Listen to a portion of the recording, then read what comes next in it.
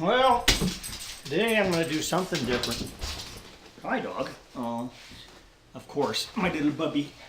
My little puppy dog. Some have asked where I got my formal electronic training so I could do these projects and stuff. Well, actually, the only formal training I got was in high school.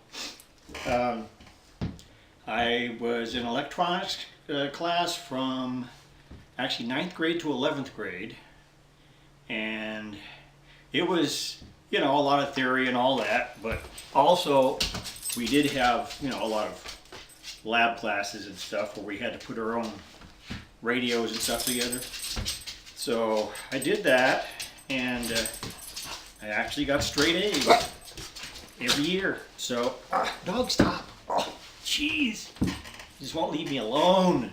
Come on. So yeah, I used in fact, the first teacher I had was Marion Art Thomas, and he was in the Merchant Marine during the summertime when he was not teaching, and very old guy. In fact, he even drove me home a couple of times in his Chevy Monza. I remember that. Yeah, he told me, he said, these projects, you got to get them to work, and you got to get them to work right, or I'm going to flunk you. He would always say that all the time. But yeah, so I got straight A's all the time. But and then I was, well, let's see, it was in '67 when I got my amateur radio license. It was a novice class license. I had it for 1 year, and at that time it was only good for 1 year, and then of course you had to, I think it was wait another year when it was up, or you had to go take your general class test or technician class test. Well, I went and I had to go to San Francisco, to the custom house in San Francisco, to take the test, and at that time it was a code test. So to get your general class license, it was 13 words a minute, and to get your technician class license, it was 5 words a minute. Well, I went in, I took the test, and basically I choked. Instead of doing 13 words a minute, I only did 11. So that's all I could do, was 11 words a minute.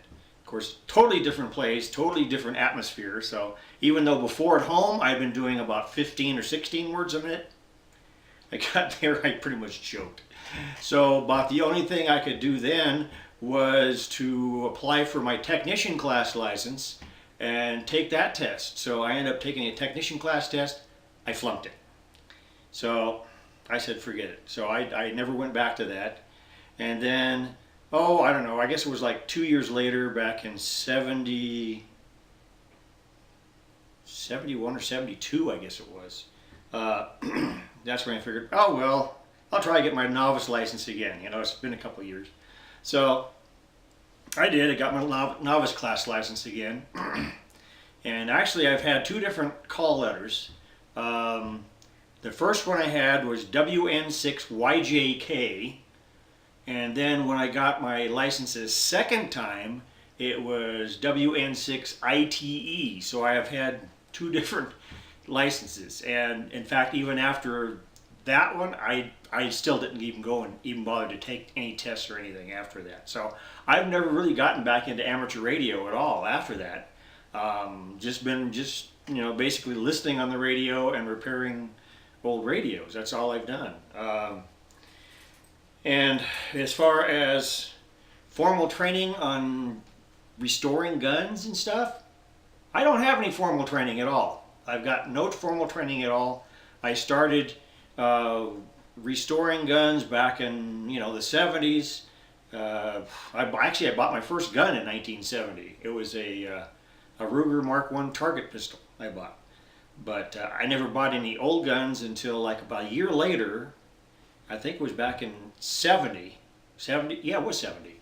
In 70 I bought a Mauser, an 8mm Mauser. It was a Gewehr 98 not a K98, like a Ver 98, an older 98, model 98. And that's the one where I did go ahead and I did restore that one. But also before that one, my dad had a, it was a Remington made model 1903 Springfield that he got out of the Texarkana Arsenal, like back in the 50s. I think back in 51, a year after I was born. So he had it packed away in his closet all those years, packed in Cosmoline. So I found it one day and I asked him, I said, do you want me to clean it up and redo it? He said, well, yeah, if you want to, go ahead. So I did. I restored it, and actually we took it out to the range and it worked fine.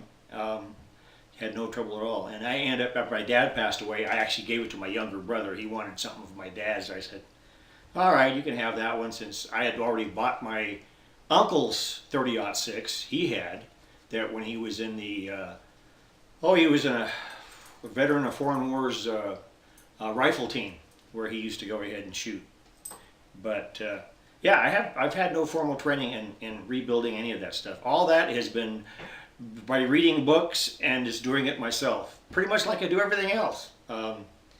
That's about what you do, I guess. You just go ahead and you keep working at it until you get stuff right. So same thing with electronics. You just keep working on stuff until you pretty much get it right. And but that's about it, I guess, for now. I haven't had any other things coming in, but I do have to work on all these other projects.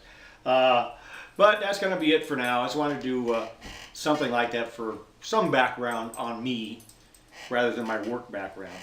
Okay, that's it, Chubby. Chubby, you want to say bye-bye? Look at the camera, Chubby. Chubby, say hi, bye. Bye, Chubby. Gotta do that so he doesn't bark.